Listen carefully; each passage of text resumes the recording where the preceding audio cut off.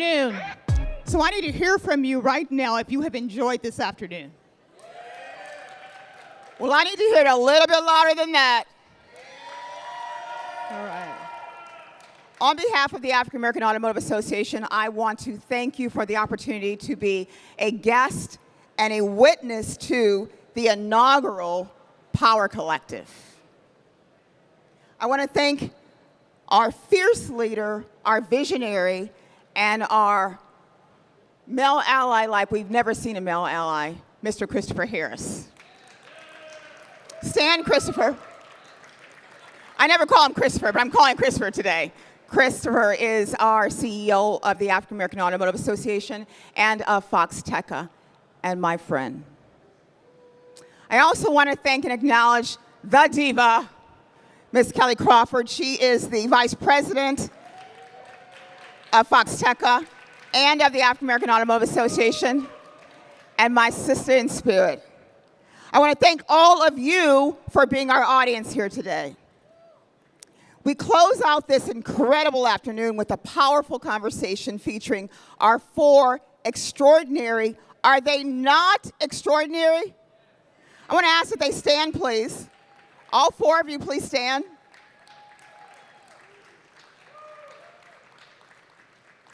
And I want you to just acknowledge them as the powerhouse rock stars, PowHer Collective women that they are. Trailblazers in the automotive industry. One more time.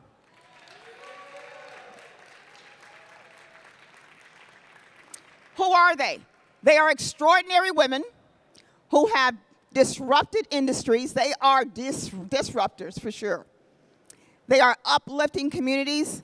They are shattering barriers, and they are achieving and often exceeding what they once simply envisioned. They are thriving leaders in their fields, and they are the embodiment of everything that we dreamed of and everything that we imagined when we developed and curated the PowHer Collective. They are the PowHer Collective women. Let's give them another round of applause. So let's welcome to the stage Latasha Kazi, President of the Phoenix Raceway, the first African-American woman to be the president of a NASCAR raceway. One more time for her. Let's welcome Patrice Banks. Did you enjoy Patrice? Yeah, she's the founder of the Girls Auto Clinic, and Dalal El-Sheikh. She is the automotive designer at Rivian. Yes. And last, but certainly not least, Salika Josiah Talbot. She is the vice president of the LA Board of Transportation Commissioners. Salika. Yeah.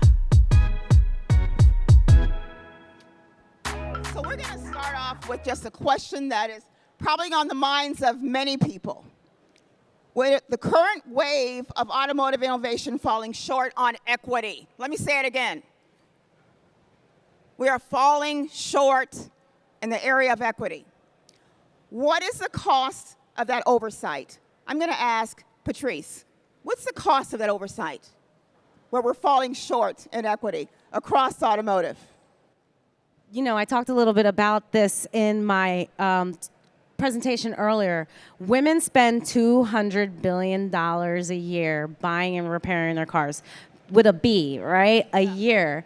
And the cost of not understanding women's choices, of providing products and services and things to them, right, in this space is, I don't know like exact numbers, right? But if we look at statistically, women are 87% feel mistreated, right? So here you have a customer spending $200 billion, but 87% are unhappy. And I'm coming for that $2 billion, you know? Like, so incredible opportunity to get your customer more engaged, right? And she's going to be spending more time on her car, going to be spending more money on her car.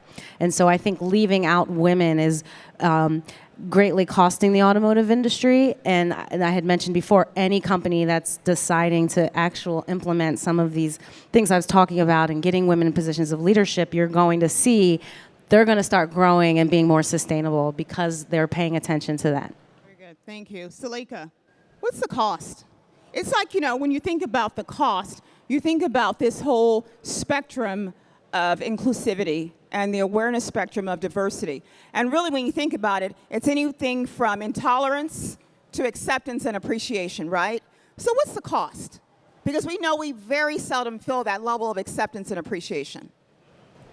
Listen, if you don't see me, if I don't have access or opportunity to leadership, to promotion, entry in the doorway, a boardroom, if you're designing and developing and you don't see me, you might create a vehicle that's running autonomously that might kill me. I mean, it may be that serious.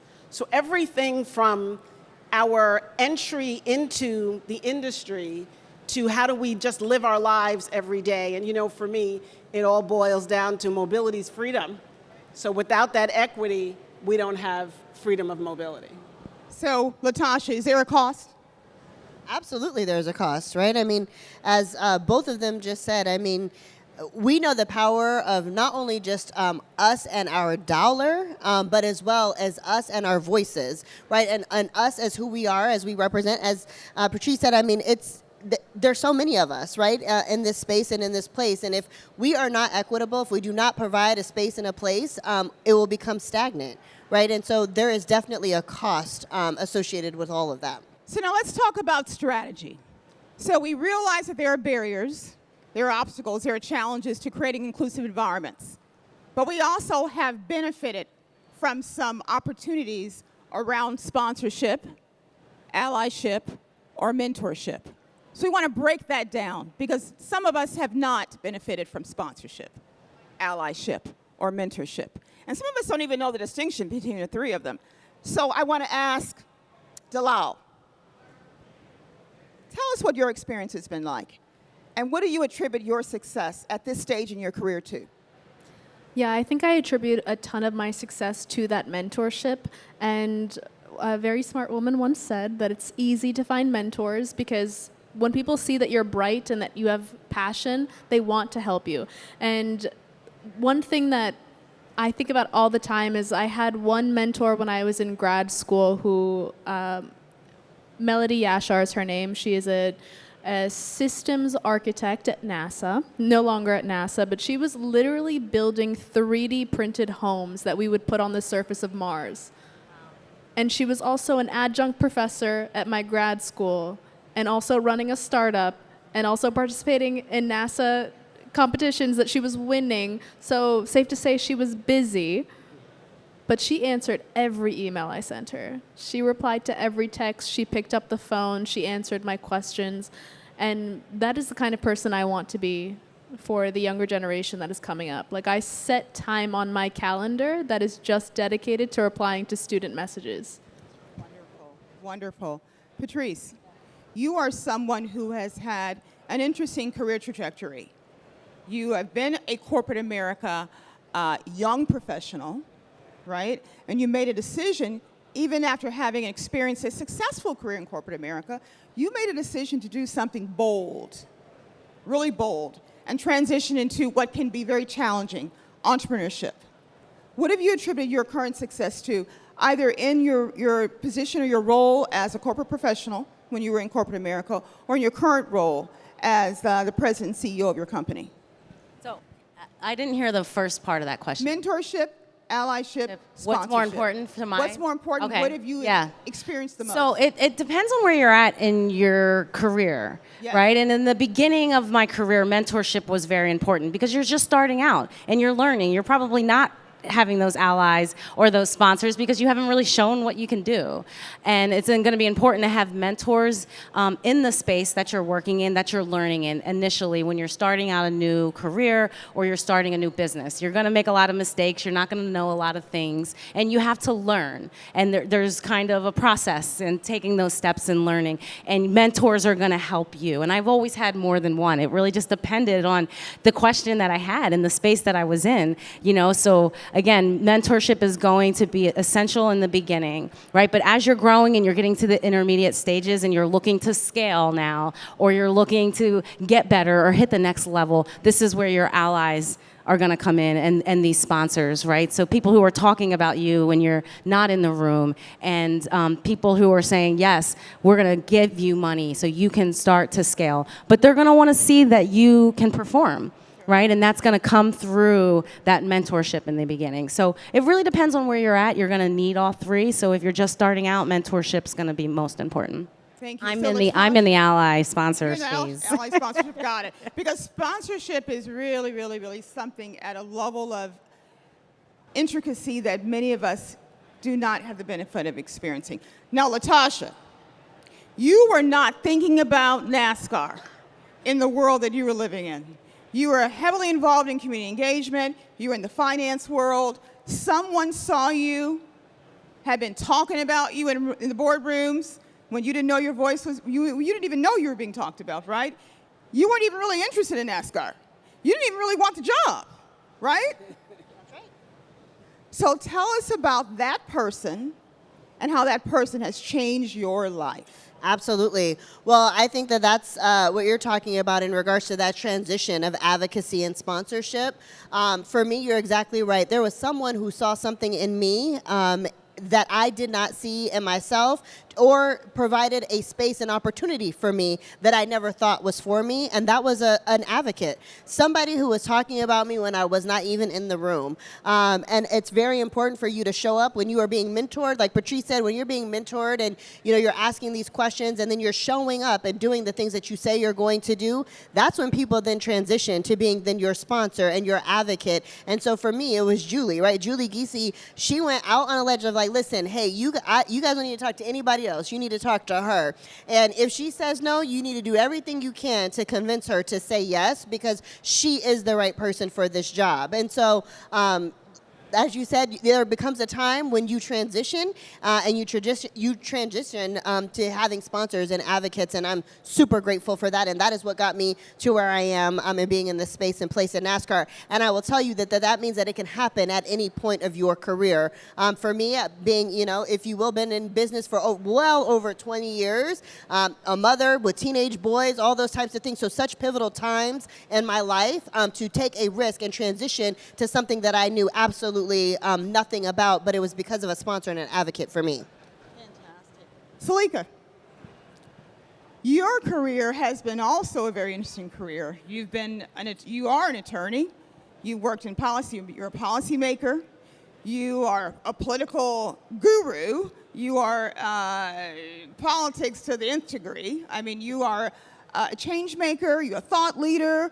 You have paved the way for a lot behind you and ahead of you. But what do you think of allyship, mentorship, and sponsorship has been the single most defining in your career? Well, I certainly want to concur with what everyone else has said on the stage so far. I call it the anti-Will Smith. Will Smith says, take that name out of your mouth. No, talk about me when I'm not in the room. All right, that's what I'm talking about. Speak my name. Speak my name. And frankly, the spaces, when I first ran for office, somebody came to me 3 times. They said, we want you to run. And I kept saying no. They were in rooms talking about me. I wasn't there.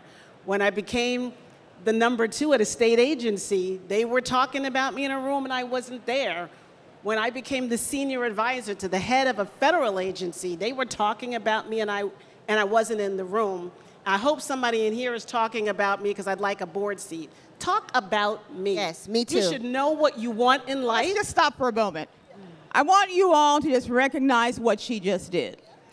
This was her call to action. Look, she is showing up and letting people know what her needs, wants, and desires are. Yes. She's taking full advantage of this opportunity, which really is my next question. You got ahead of me.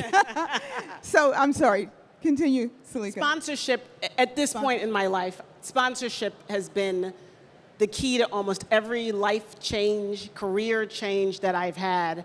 And so for me, Yes. it's the key to life. Got it. Yeah. So here we go. Very much a segue to my next question. With leaders and change makers in this room, and you know who you are, what is one bold, actionable move the automotive industry must take in the next 12 months to shift the industry forward and faster for women of color? Do you see us? Like, if you're innovating, creating, policy making, and leading, do you even see us? I shared last night, I'm an autonomous vehicle expert. I help write the nation's policy. I've created advisory boards. I help DMVs across the nation decide how they want to institute the use of autonomous vehicles on their roadway. And yet I saw a photograph of a meeting with the now Secretary of Transportation for the United States with the leaders of the autonomous vehicle industry, and there wasn't one black person in that photograph. Only one woman, about a dozen people, one woman, not any person of color. You have to see us. It's important that you see us. That's the biggest thing that you need to know is know we exist, know the talent is there, and give us opportunity and access to improve. Got it. I think one of the things that I'm seeing and I'm hearing from executives and VPs is, I'm saying obviously we need to hire more women, but they're worried about bringing more women in because they know the culture isn't right.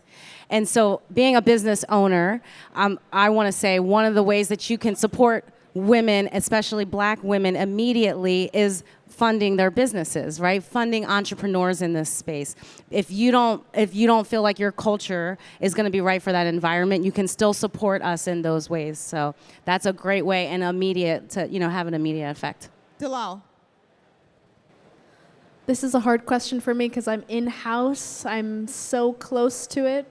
I think my passion really lies in young professionals and people who are getting an education before they actually enter the workforce. And I have always had qualms with design pedagogy and the way that we set up the conversations that we have around transportation design. Even in the language that we use to describe transportation in other countries is very othering. We use words like disorganized, unstructured, when in reality some of those systems are operating better than ours here in the United States. So I think once we start really understanding that the world doesn't revolve around us here in this country, that we can have more equitable access to design education, and then you'd get a more diverse set of designers and a more diverse set of thoughts in these design studios. I mean, the only thing I would add, especially because we do have young people that are here with us today, is really for the young folks to really take the opportunity when you are experiencing things like this, being in panels like this, rooms, spaces, and places like this, is building your network now, building it early, starting to ask questions. If you have an interest in being in the automotive business, make sure that when you leave this room that somebody knows your name and that someone knows that that's what you want to do. Ask for, what you want. And there will be so many of us, like she said, that you will send us an email. And the one thing that is at the top of my priority list is responding to emails from young people who want to do something and who want to have an opportunity, because I am in a space and place where I can provide certain opportunities. And if I'm not, I'm sure somebody in my network is, and I'm going to do what I can to help young folks out that really want it. And so for you guys, it really is, for those of us that are here and for those of us that are in positions of power, it's about us. Like, do you see us? Do you provide that opportunity for us as well? So I say for all of you guys, just please do what you can to meet as many people as you can while you are here experiencing this amazing event. If I could tell a quick little story. So I have a booth over here, and there was a young high school girl that came over, and I'm, kind of asking how she got here. She came with her mom, who came to this event.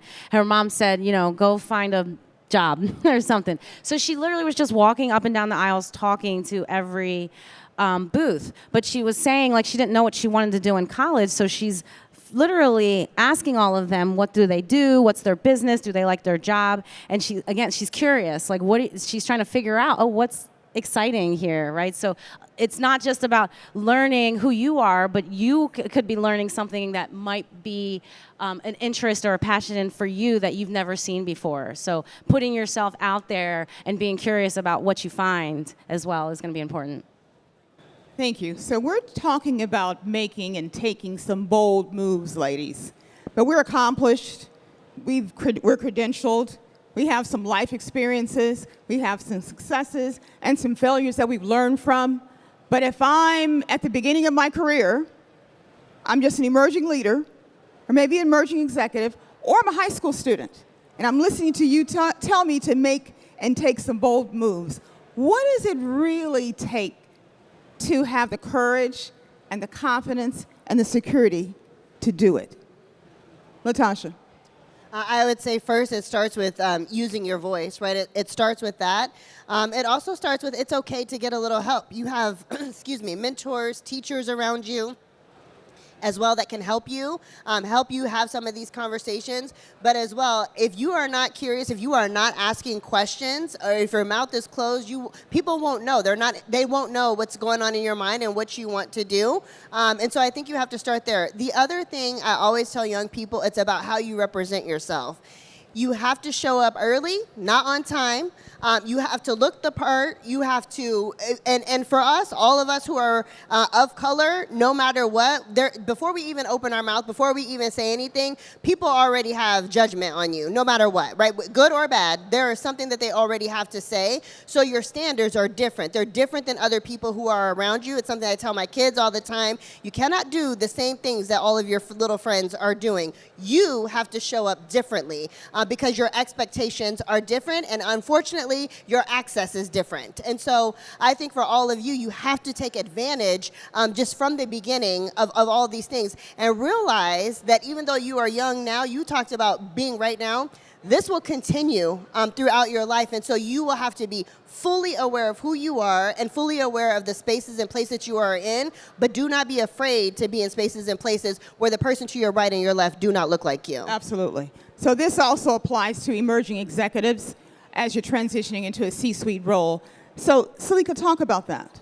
What does it take to develop the courage to reach out to someone and invite them to be a mentor, ally, or a sponsor?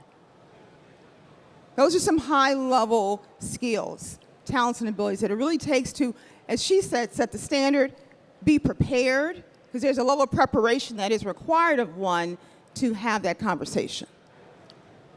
Yeah, I've been on both ends of that conversation where I've recognized something in someone that I've said, you know what, I want that. Like, that looks cool. That's a space that I want to be in. I have no problem advocating for myself. I'm sure each one of us here has a person in their life who you would advocate for. Your kid needs something, your friend needs something, your parent needs something. You are going to go out there and knock on a door or make a phone call and do something for them. But if you don't start with doing that for yourself, you are missing the whole point of this. You have to advocate for you. So what do you want? Who do you see? Who do you aspire? How can I get information from them to set me on that path?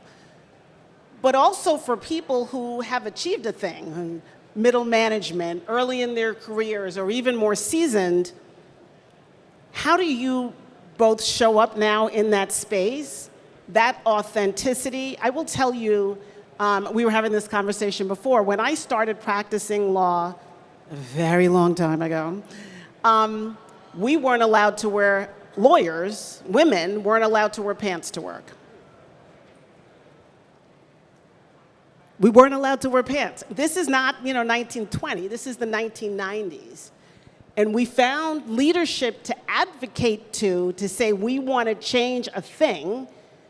And those leaders, men and women, then thought about the position they found themselves in and what did they want to model for the people around them. And so some of these men who had instituted this rule thought, well, I have a daughter and a wife. Does this make sense?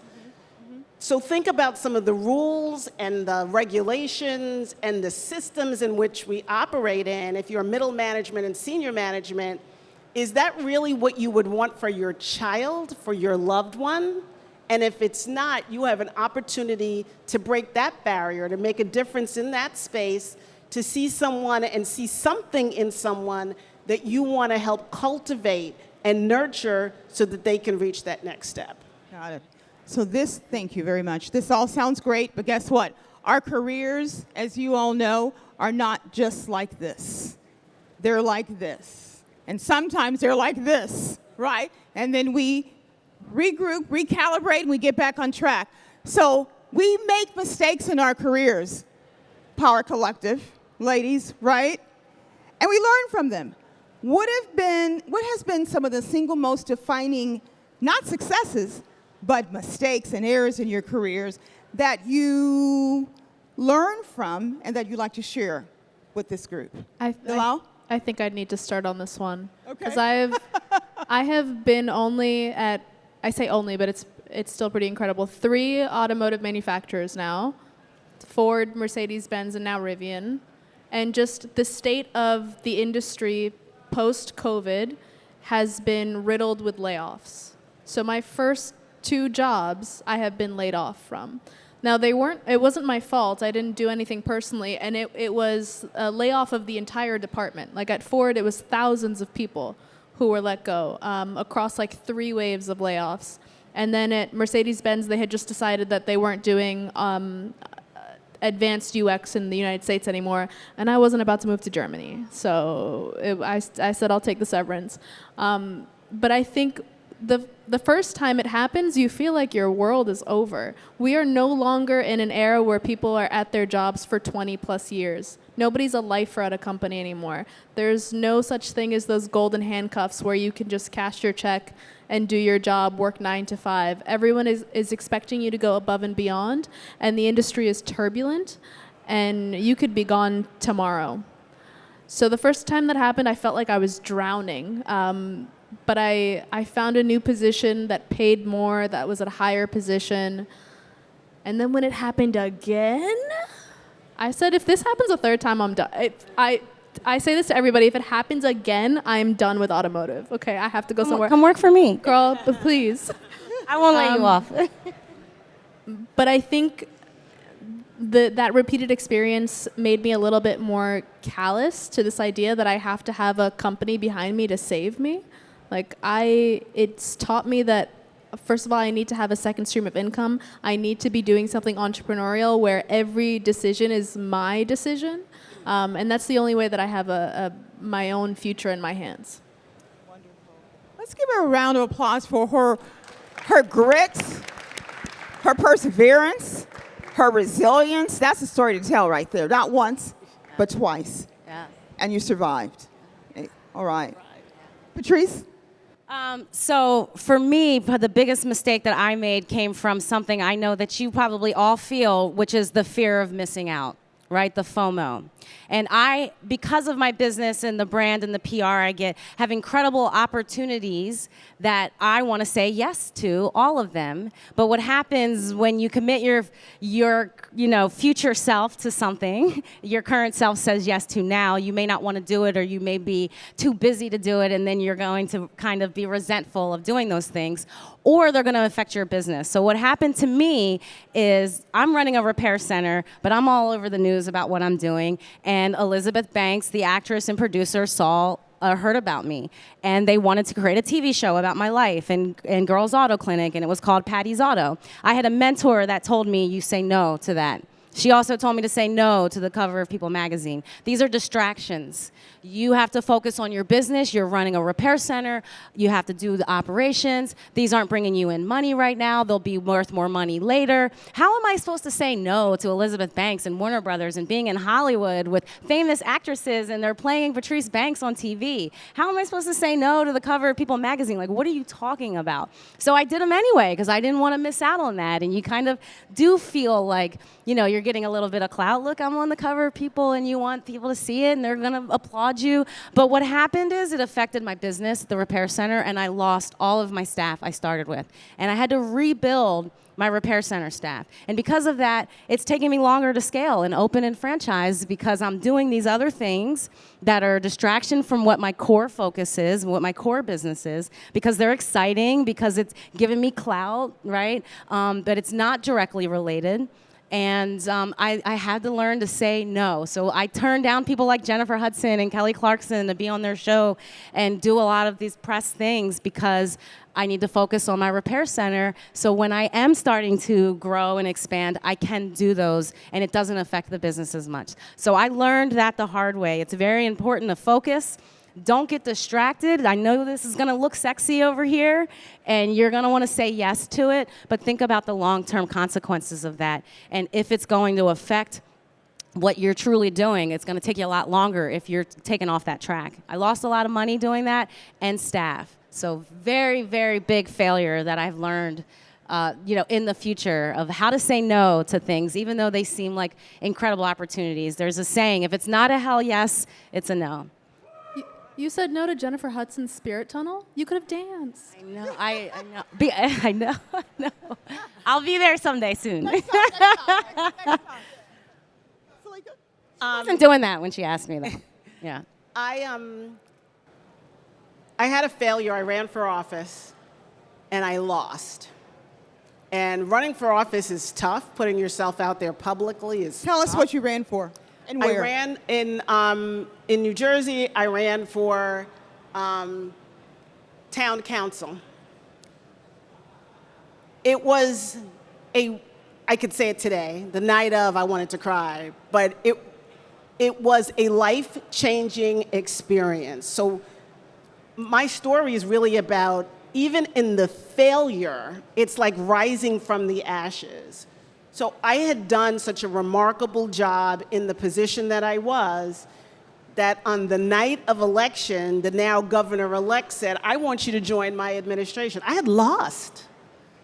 But because I had worked the way that I did in my campaign, they saw something, and that's how I got this job. Who off the street, here's 1,800 people, here's a $200 million budget, we have faith you can do it. Because I lost. And I didn't want to run. Like you, somebody was trying to get me to do a thing, and I didn't want to do it, but I prayed over the decision, talked to my family over the decision, and it has led to an entirely new way of life for me. I've had 2 separate careers as a result of the failure, because had I won, I'd still be a lawyer in New Jersey. I lost, and it really gave me an opportunity to seize the day in several careers and to be able to chart my own course. And I do love working for myself. It is very different than the surety of a paycheck on a monthly basis, but that working for myself, that grit of grinding and determining what happens day after day after day, there's just like nothing like it. Thank you. How many of you in the audience have questions? So if you have a question, in the next few minutes, please, there's a microphone in the middle of the aisle. Please form a line. We're going to have a little bit of time for some questions as we transition through. But I want to ask for my illustrious panel to just respond in a rapid round of questions. This is a rapid fire. The biggest risk in mobility right now is, anyone?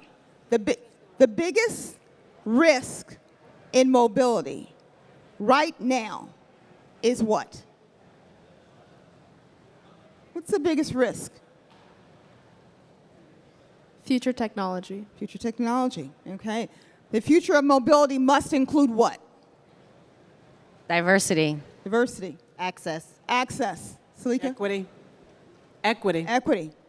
One woman who paved the way for me in my career. I want to hear from every one of you. Latasha. I think that presently, right now, the person that has paved the way for my career currently is Julie Giese, the person who was looking out for me in this role. So that's the person for me. There's not a lot of women role models like in automotive, so I don't really have like a woman that paved the way for me, but somebody I always looked up to and aspired to be was Oprah. I have a few. I mentioned one earlier, Melody Yashar, from when I was in grad school, but there's also a journalist named Toni Cohen Brown who focuses on women in motorsports. Yes. Yeah. I know her. She's amazing. Yes, Sunday she Fangirls. She's incredible. Wonderful. Salika? Daphne Jefferson, who was a civil servant, a black woman who rose to positions at the FAA, at NASA, at USDOT, that no other black woman had ever achieved before. She's just a phenomenal executive and now a professional coach. And just one more thing right now. Currently, in regards to who Michelle Obama is today, as she has transitioned from being the President of the United States wife, if you are not listening to her current podcast with her and her brother, and the things that she is talking about and the power of no, it is an amazing thing for women who are transitioning through any stage of life, but especially when you have multiple things going on and being your own woman. Her current day, Michelle Obama, is the real deal. It is everything. Yes, we have questions. Yes, ma'am. Hi there.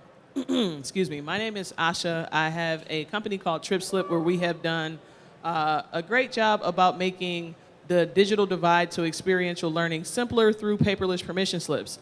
I came up with this company because I am a school bus driver of more than 10 years. I have over 3 million commercial miles that I've driven. And my question is around EVs and AVs. So there's all this talk about where we're going to take the future of automotive. How does that apply to school buses when, number one, the average age of a school bus on the road is 19 years?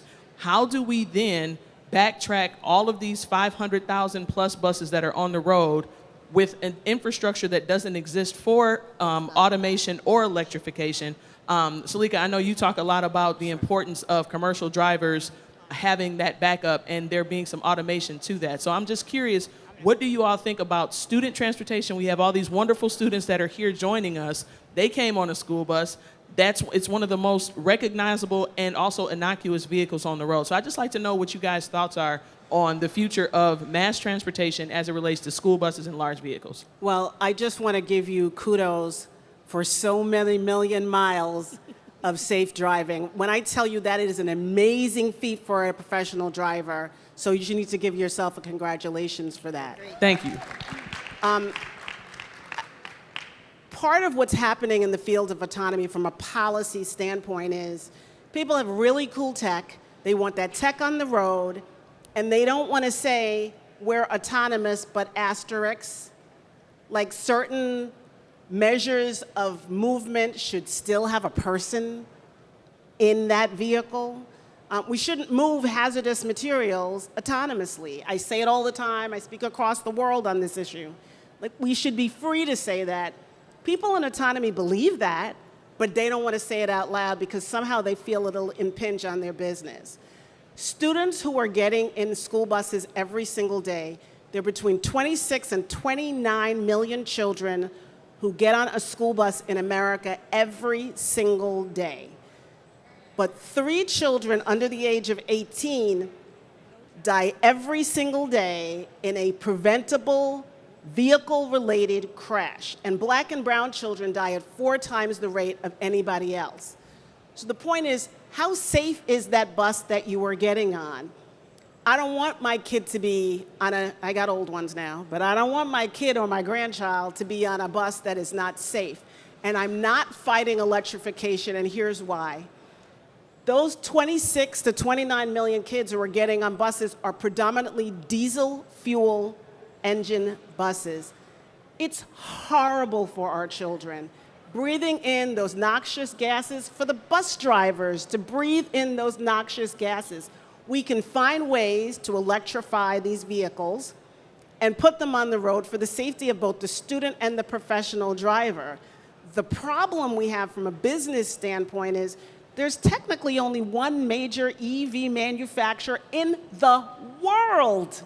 One.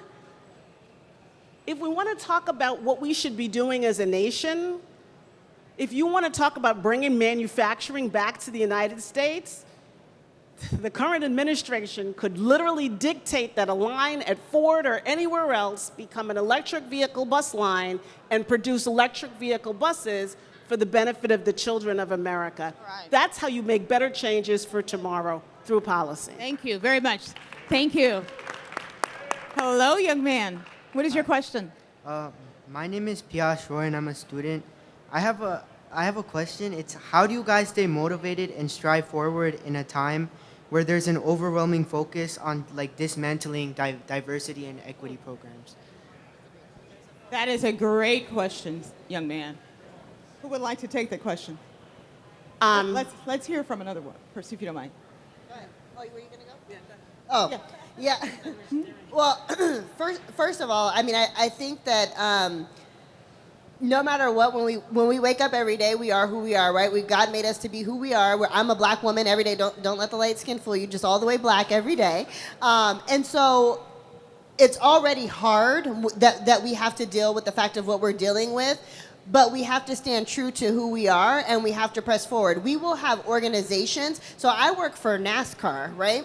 And so NASCAR is an organization that is still pressing forward with DEI efforts. And I think that when you work for companies and organizations, if you're not working for yourself, you work for companies and organizations where they are changing and they are transforming their DEI efforts, you have to use and leverage your voice. Now, you can't go against the policy because that's where your paycheck comes from. But what you do is you continue to show up. You continue to show up in spaces and places. You continue to hire people who look like you. You do all the things that you can without the title of DEI. And so you have to remain positive. We will get through these 4 years no matter what. This happens regularly, right? Every 4 years, things change. And I think that we have to be open to conversations and having conversations that are not argumentative, but that are just a reality. Thank you. Next question, please. Thank you, young man. Let's give him a hand. Yes. I wanted to ask the young lady to the middle right if how did she manage? Huh? Delau? Yes, her. How did she manage to like handle being laid off? Because every story that I've heard of being laid off, you don't really come back from it. I hear it like ruins people's lives. And as a person of color, usually it's very hard to get another job after that. So I was wondering how you managed to do it. I cried a lot. So my first layoff, I was already kind of unhappy with my job. So I was lucky enough to have already been looking and already interviewing and kind of knew that I was going to get that next job. So that first layoff was a shock, and it was definitely a bruise to the ego. Because I think like many creatives and definitely like entrepreneurs, I identify with my job a lot. That is my pride. I have an ego about being an automotive designer. I think like many automotive designers. So that was definitely a hit. But at the same time, it was also on TV. Like, I got let go, and then there was an episode of my show coming out that same night. So it was hard to be too sad about it. But a lot of my colleagues were like on visas, and they had to leave the country in 60 or 30 days. A lot of people had just moved to Michigan for this job with a family that was maybe on maternity or paternity leave. A lot of people's lives were really shaken up by this layoff. And the industry, since COVID, has not been easy. So I am very aware of how fortunate I've been to land roles within 3 months both times. The second time it happened, Mercedes-Benz is a German company, and German companies are kind of known to not let people go. So that's how you know that the industry is really in a weird place right now if a German automaker is doing layoffs. When I got there, they said, we don't even fire people. It's hard to get fired from this job. So when I got laid off with my entire team, including our manager, after a year, I said, what's happening? And that was a time where I didn't have anything lined up. I wasn't on TV anymore. I was looking at, okay, what's my runway before I have to put my things in storage and move back in with my parents? Like, that's where we had gotten to. I was reaching out to Pamela like, hey, maybe I don't work a job. Maybe I just do speaking from now on. She did, for real. She's yeah. about to give it all up. I was like, it's over. Maybe this is what I do now. And so searching those different avenues is part of what got me up on stage today, was that I was like, I need to not lean so much on just what my 9 to 5 is. But yeah, the industry is very difficult. Automotive design is very small though. Everybody in automotive design knows each other. When I was in my interviews at Rivian, they all knew what had happened to the Mercedes studio. They had gotten an influx of designers applying for the same roles. So I think in that way it's kind of more forgiving. Everyone kind of understands. Rivian has also done, layoffs for a few years now. So I think everyone kind of understood. I think other industries it might be even tougher. But yeah, very, very fortunate to have gotten where I am. Great question. Thank you, Dalal. Yes. Hello. Hi. I wanted to ask. Come closer to the mic. There you go. I wanted to ask Miss Causey. A little louder. I wanted to. Sorry. There you go. Sorry. There you go. I wanted to ask Miss Causey how it was to get into the NASCAR business, considering you weren't really too knowledgeable about it. One was more it- time, just a little bit louder, honey. I wanted to ask how it was to get into NASCAR, considering you didn't really, you were introduced into it. Was it hard? How did you get into NASCAR? Yes. Thank you. Great Thank you. question. Yeah, thank you for that question. Yes, I was introduced to NASCAR by a friend of mine who her name is Julie, and she's also a colleague. She moved to my market in Arizona, and so I was introduced to it by way of just networking with her, but also for me, I was there supporting her, showing up for her races that she was leading in Arizona, and that was my introduction to NASCAR. I'd never, ever gone to a NASCAR race until I went to the for the 4 years that she was in Arizona. Well, thank you. I'm going to add to your question. It was not necessarily only about the fact that she had a friend who was in NASCAR. Talk a little bit about the preparation in your career that led you to be presented as a potential candidate. for the job. Absolutely, yeah. So I mean, I had spent well over 20 years in business in Arizona, in multiple businesses. While I was in financial services, I was really in human resources, community development, doing so many things. But also one thing that I didn't talk about was a community leader, somebody who was really out there serving on boards, the nonprofit board space, and really building my network and getting to know people, but really serving back to my community so that people could see me in a different capacity. So people are not necessarily seeing me with the title, they're out there seeing me serve for that community. And that's really what built me up to be where I am today, and for people to be able to advocate and talk about me in spaces and places that I'm not. People are always watching. There's one of my favorite quotes is, I see so well what you do till I cannot hear what you say. So people are watching, young people. Thank you, sweetie, for your answer. Yes, sir. Hi. Last two questions. Okay. I was wondering about what is the biggest impact any of y'all women so incredible. I heard the conference, how good y'all are in y'all work, how many years experience y'all have, but what is the biggest impact y'all made in the mechanic industry? What is the biggest impact that you've made? Great question. Well, I say for me, Thank you, we were sir. talking about the quote with Beyonce, like you can't be what you can't see. So I tell myself and also all of my staff, just showing up for work every day, you're inspiring people around the world. Just coming to work and people seeing what we're doing. And so, that's also what keeps me motivated when I want to quit or things get rough, is there's so many people watching me and they're motivated. And I'm getting emails and I'm getting messages from women around the world saying, I see what you're doing and you're inspiring me. I want to do this. I want to start a business. I want to do workshops. I want to be in the automotive industry. Yeah. Salika? Working on the autonomous vehicle policy for the nation, It's beyond my community. It's beyond just the people that I love. Hey, Salika, stop for a moment and define autonomous vehicle. So the movement of a vehicle that is not driven or manned by anyone, whether it's the Waymo or May Mobility, autonomous vehicles that operate on ports, in mines, on farms. The nation was stuck, unable to come up with legislation, as Congress is still stuck. So we were tasked with creating a national policy and guidance, and the U.S. Department of Transportation put together a group, and I was instrumental in getting us to the point where we could roll out initially 2.0, then 3.0, and now today's policy, which is autonomous vehicle 4.0. Wonderful. Dalal, the biggest impact you've made on the world. On the world. On the world. Oh my God. In February, I got an email from a dad that his 7-year-old son had presented me and like a biography of me for Black History Month at his school. Ooh, okay. It made me sob. Let's give her a round of applause for that. That was nice, actually. Yeah, the poster over was like incredibly famous Black people all over, and then there I was. I said, what?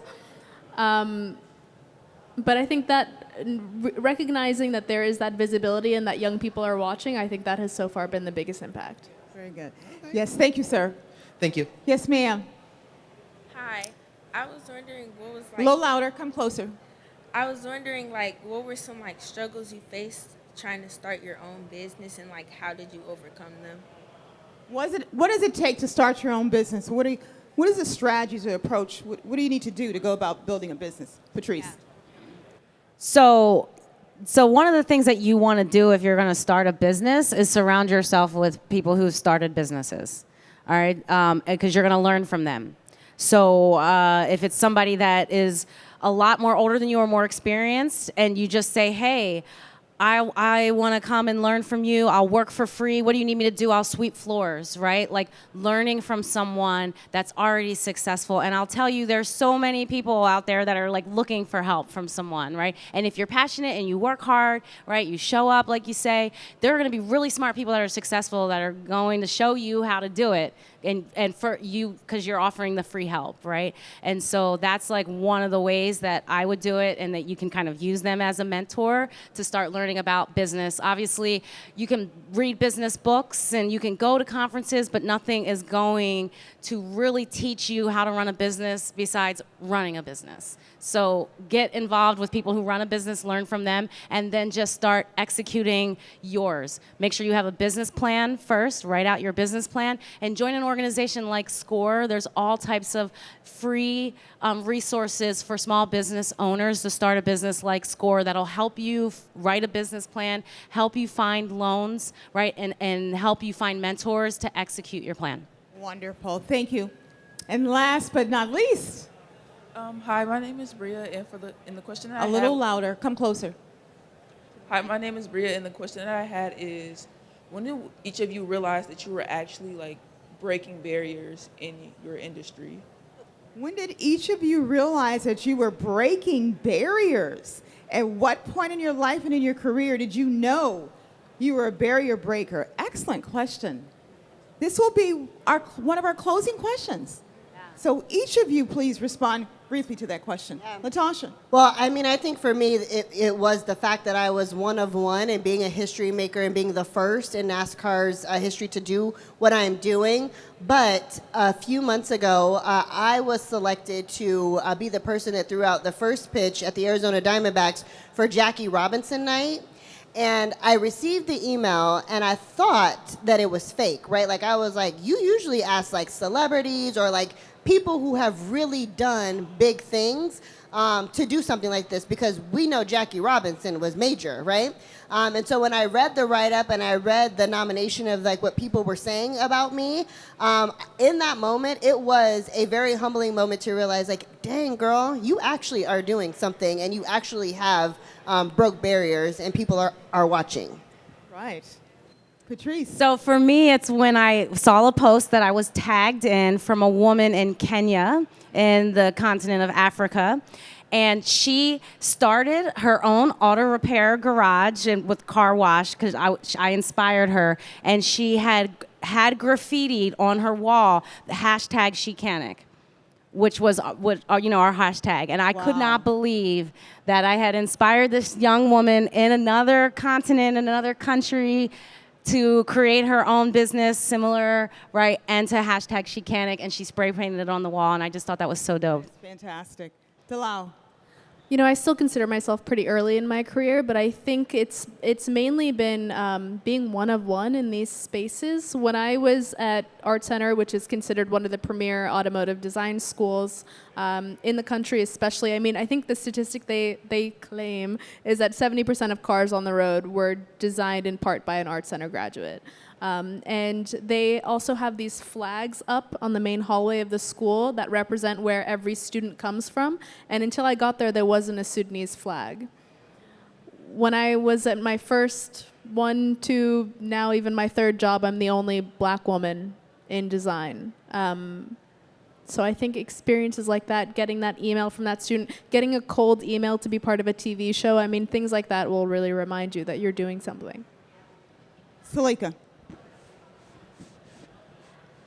I am the first black woman senior advisor to a federal agency, the first black woman to be the deputy administrator for New Jersey's Motor Vehicle Commission, the first black woman to be a municipal chair in the county of Monmouth, New Jersey. When I was in college and I was an engineering major, I was one of 2 black women in my engineering program. I have spent my life in mostly male-dominated spaces, so I'm always the one of one. And I think each one of you, especially to the young people here, find the thing that you're good at. It may not be what you do full-time, but find the thing that you're good at because it can help to create that resiliency. Sometimes when you have a failure, sometimes when things aren't going perfect, you've identified the thing, that talent within you that keeps you going till you get to the next step that you are. And don't be afraid of being the first or the one of, right? Because then all you're just doing is setting an example for everybody else who comes behind you. Wonderful. Thank you. Thank you. Well, let us take this opportunity to congratulate these powerhouse group of women for being a part of the inaugural PowHer Collective, curated by the African American Automotive Association and hosted by AutoTech 2025. Let's give them a round of applause.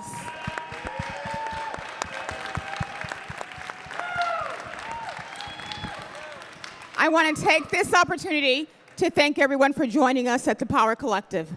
Let this not be the end, but the beginning of a journey toward deeper connection, courageous leadership, and stronger communities, greater diversity, and a collective rise towards success.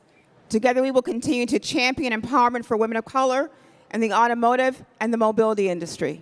And we ask and we hope and we pray that you would join us.